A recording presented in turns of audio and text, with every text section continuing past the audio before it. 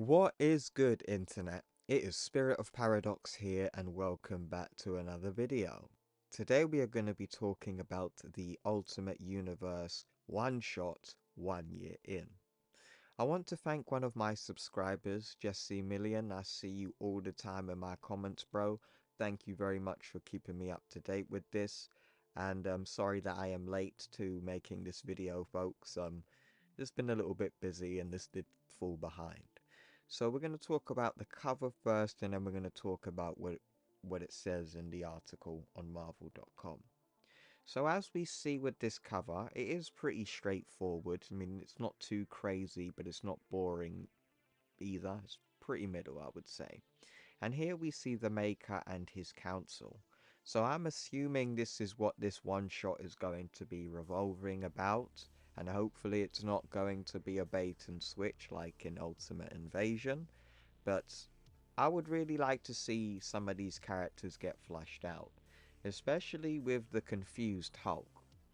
I know I've been very critical about this version of Ultimate Hulk, but I do have my reasons, folks. I just find Hulk being a monk very contradictory.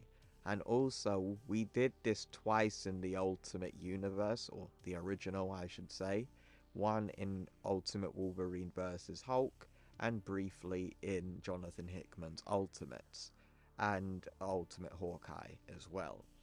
And basically, Bruce trying to control the Hulk through being a monk just didn't work in the end for him.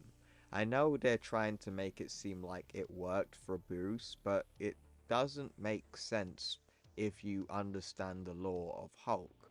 Let me give you an example. If this Hulk is a monk, and you compare this Hulk to real life monks, monks are extremely calm people and aren't aggressive at all and meditate a lot. When you know about the Hulk's lore and history, he gets triggered through being angry. How could you be in your Hulk form if you are as calm as a monk? That doesn't make sense. Like, the adrenaline in your body isn't going to be there when you meditate. And yes, some could say, well, Hulk managed to do it in the Ultimate Universe, but it never works for long. It was only for brief periods of time, like twice. And once in Dark Ultimates as well, but he sure as hell was not no monk in that storyline, I can tell you. But yeah, how does Hulk maintain his muscle if he is calm? How is Hulk even in his Hulk form if he is calm?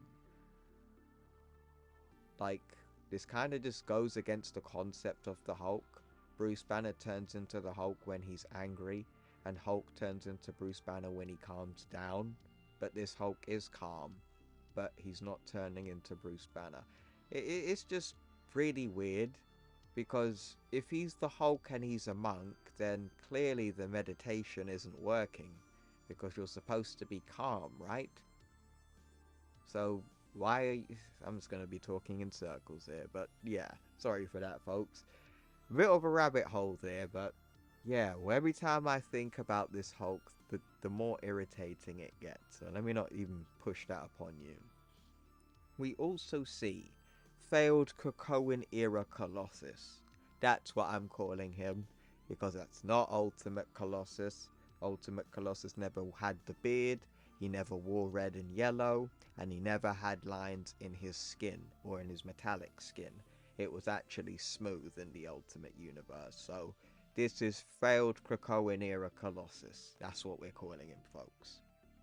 Then we got Ra and Khonshu, which is a bit of a downer for me, because it's like we've just seen like Ra and Khonshu in their Ultimate Universe like outfits, and here they're just wearing regular tuxedos, so they do look a bit underdressed here. We also see that DaCosta guy.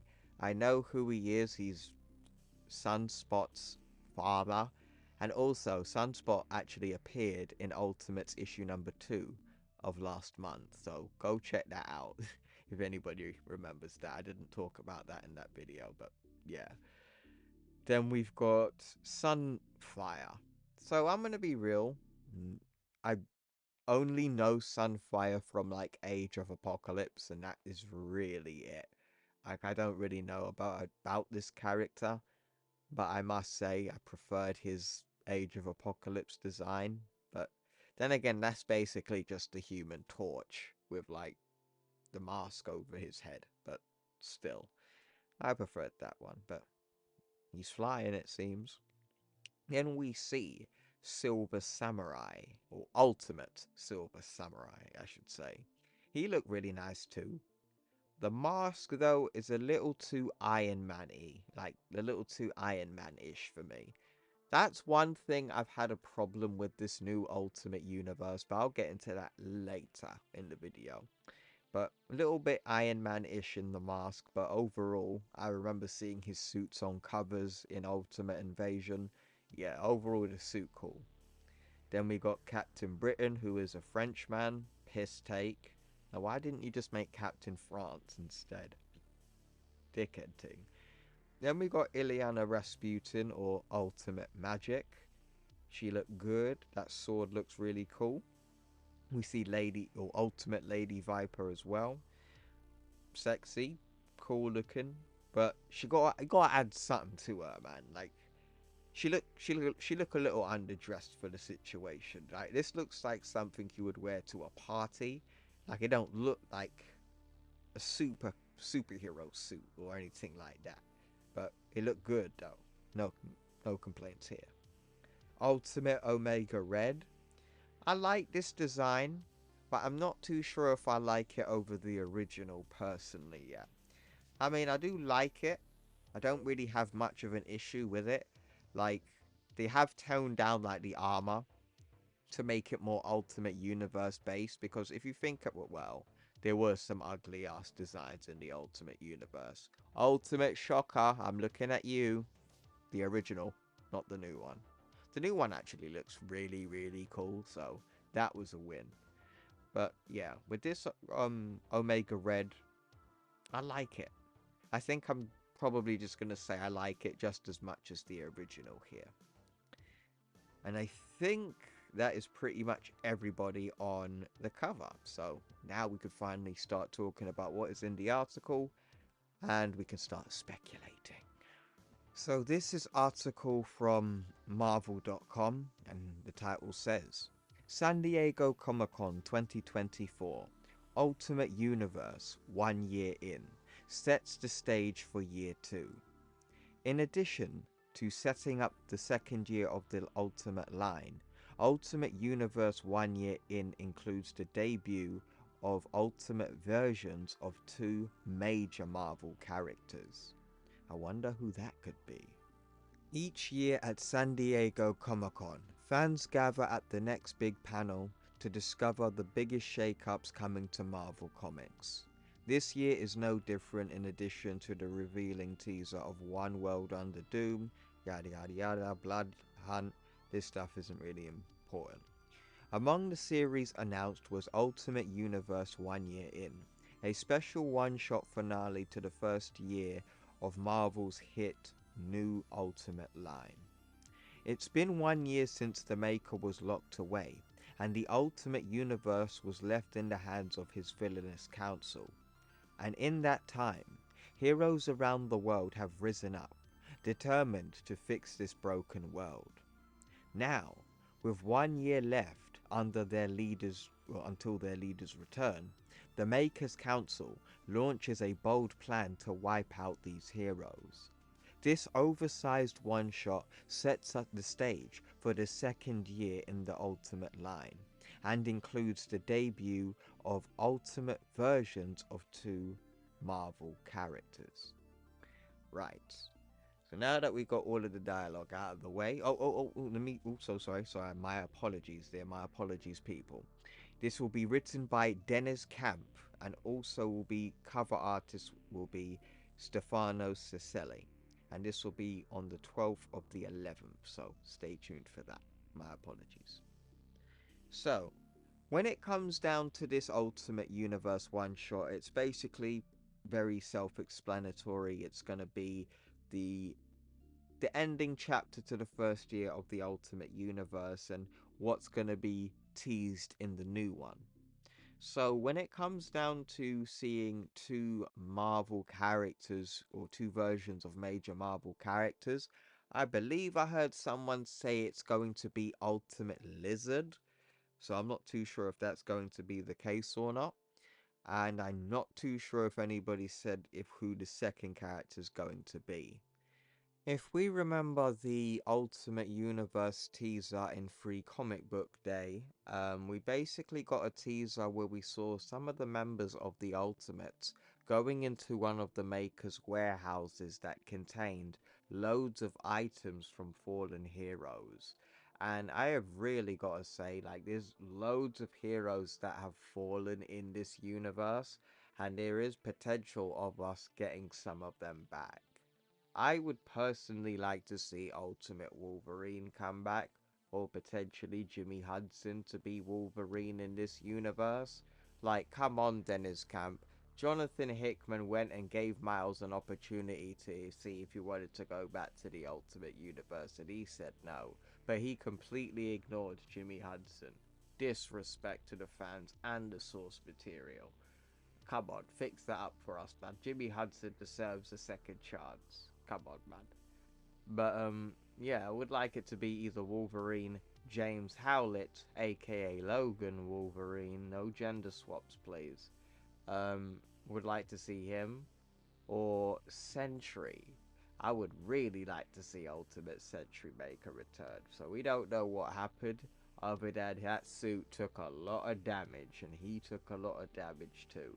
But it's Sentry, so we know he's got a power of basically Superman, so he could take a lot of damage too.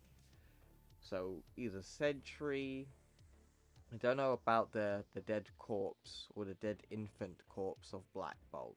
That, he looked very dead, like mummified dead. So I don't know how he's gonna come back.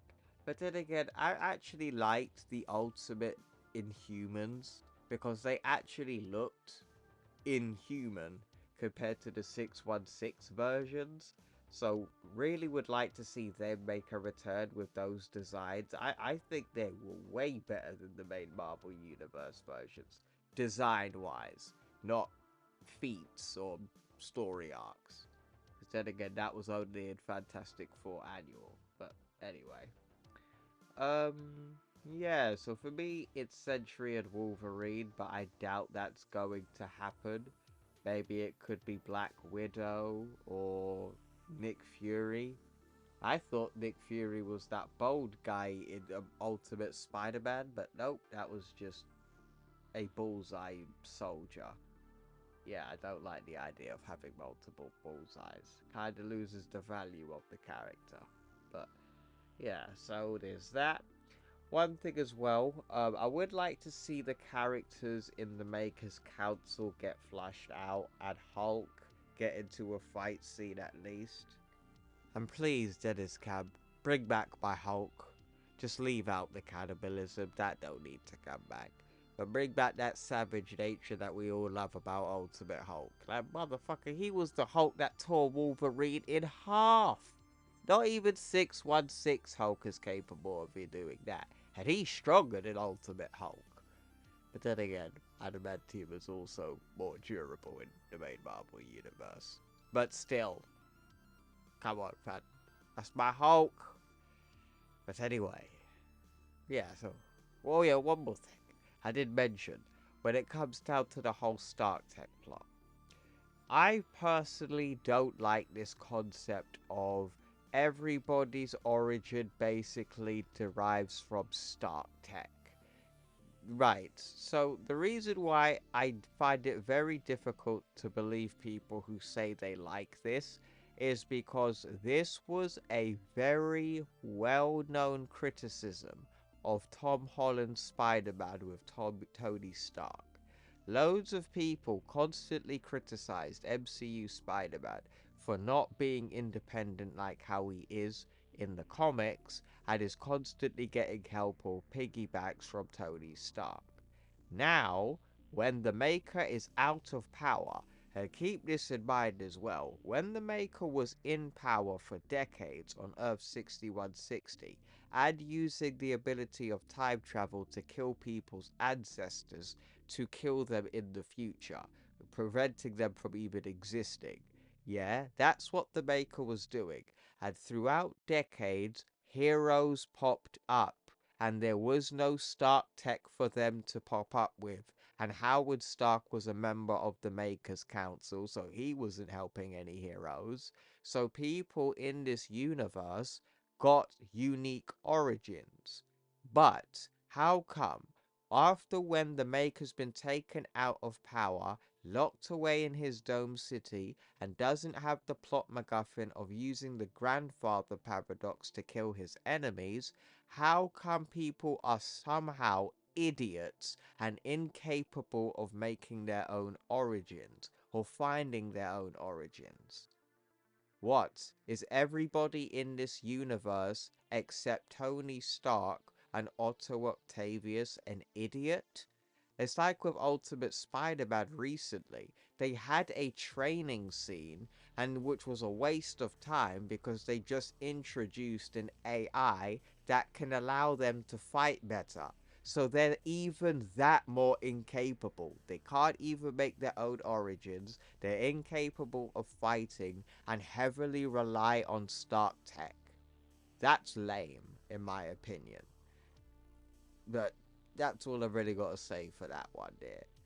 Let me know what you guys think in the comments about all of this. Who do you think these Ultimate Universe versions of two major Marvel characters are going to be?